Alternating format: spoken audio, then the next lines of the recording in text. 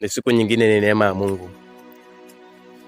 Tuendelee na somo linalosema madhabahu, dhana iliyoko nyuma yake, na pia tufahamu leo kitu kinachoitwa nguvu, ambayo nguvu au msukumo iko nyuma ya dhana. Kwa hiyo tunapata kuona kuna madhabahu, kuna dhana na kuna nguvu au msukumo. Madhabahu ndio inayotengeneza dhana, na dhana ni kama kifaa. Ili ifanikishe kazi yake, lazima kuwe kuna kitu kinachoitwa nguvu au msukumo.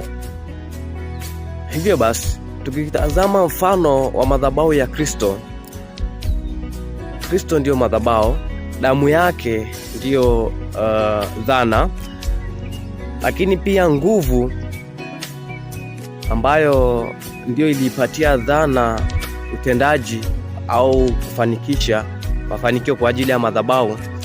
Nguvu ni zile siku 40 alizoenda kufunga mlimani. Hivyo basi tunapata kuona kwamba Kristo dhana yake ilikuwa ni damu, lakini alitengenezea nguvu kwa zile siku alizoongozwa na Roho kufunga siku 40.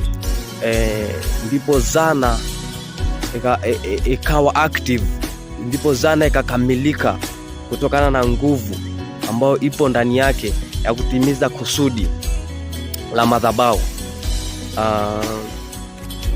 Hivyo katika kila madhabahu, iwe ni giza au nuruni, kuna katika dhana hiyo ya madhabahu hiyo, iwe ni ya giza, basi kuna dhana.